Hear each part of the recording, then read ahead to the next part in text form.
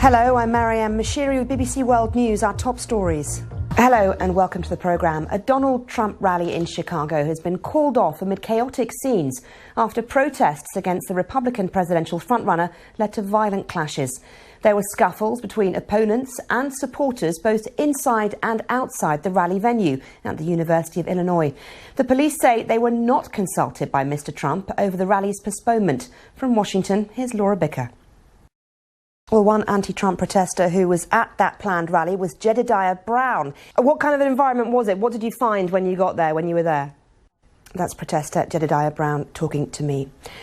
Now, the US Secretary of State, John Kerry, says peace talks on Syria should go ahead as planned on Monday, despite the Syrian opposition's complaints of truce violations. Well, with me now is Muna Bar from BBC Arabic Service. And Muna, Syria's main opposition group has said there have been, so positive, isn't it? And of course, we are expecting these talks on Monday in Geneva.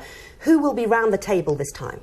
We have had some news just out of a press conference, the Syrian government, its foreign minister saying the Syrian government is still committed to the ceasefire agreement. That at least gives a bit of a glimmer of hope, doesn't it, insofar as the talks are concerned. OK, Muna, good to talk to you. Muna Bar there, thank you very much indeed.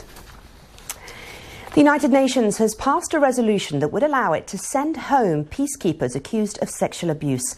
Last year, there were nearly 70 allegations of child rape and other sexual offences said to have been committed by soldiers working under the UN. From Washington, here's Nick Bryant. Reports say North Korea is searching for one of its submarines after losing contact with the vessel earlier this week. The unknown class of submarine has been operating off the North Korean coast for several days. It comes at a time of heightened tension in the region as South Korea and the US continue their largest ever military exercise. And Barasan, what more do we know about this? It's a very secretive country, so the information we get probably won't be the full picture.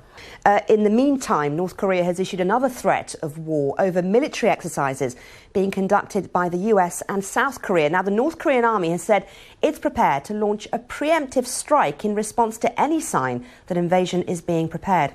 Our correspondent Steve Evans has been at the joint exercises, which Seoul and Washington say are defensive and routine. Well, Anbar Hassan is still with me, and of course you've been following this story, and the tensions really have been heightened, haven't they? Good to get your analysis. Thank you very much indeed.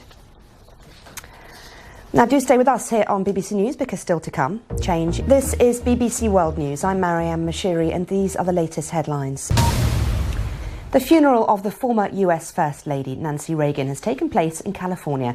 She died on Sunday, aged 94. James Cook reports. Now, in many parts of the world, tattoos are common, but in Cuba, they've been frowned upon for many years. Well, now, attitudes are changing. There are just a few places to get inked on the island, and the BBC's Will Grant has visited the only tattoo parlour in Havana.